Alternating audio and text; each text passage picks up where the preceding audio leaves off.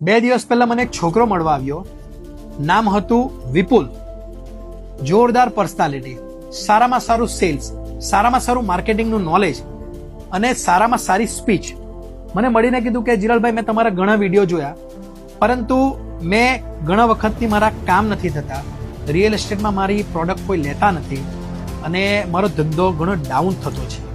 મેં કીધું, તારી આટલી સારી પર્સનાલિટી, તો આટલું તારી સારી સ્પીચ છે, પ્રેઝન્ટેશન સારું છે, કારણ શું છે? મેં કહ્યું, ચાલ તું મેં કસ્ટમર બનું, તું સમજાવવાળો બન, કન્સલ્ટન્ટ બન. એ મને એની જે પ્રોડક્ટ હતી એ પ્રોડક્ટ જ વેચવા માટે પ્રયત્ન કરતો હતો, ફોર્સ કરતો.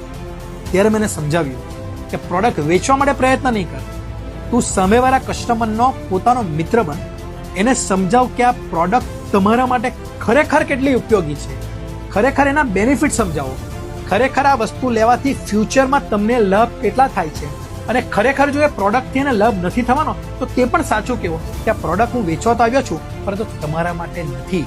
આ તમે લેશો તો તમે કદાચ તમને નુકસાન થશે કે તમે ભેરવાઈ જશો. આ સાચી સઘળી માહિતી જો તમે તમારા કસ્ટમરને પ્રોપર મેનરમાં એક કન્સલ્ટિંગ, એક લાગણીથી, ફિલિંગ્સથી, લવથી સમજાવશો તો જ તમારો વેપાર થશે. આ વિડીયો માત્ર ને માત્ર એજન્ટ ભાઈઓ, બ્રોકર ભાઈઓ અને કન્સલ્ટન્ટ ભાઈઓ માટે છે. જોજો, ગમે તો કોમેન્ટ કરજો. Thank you very much.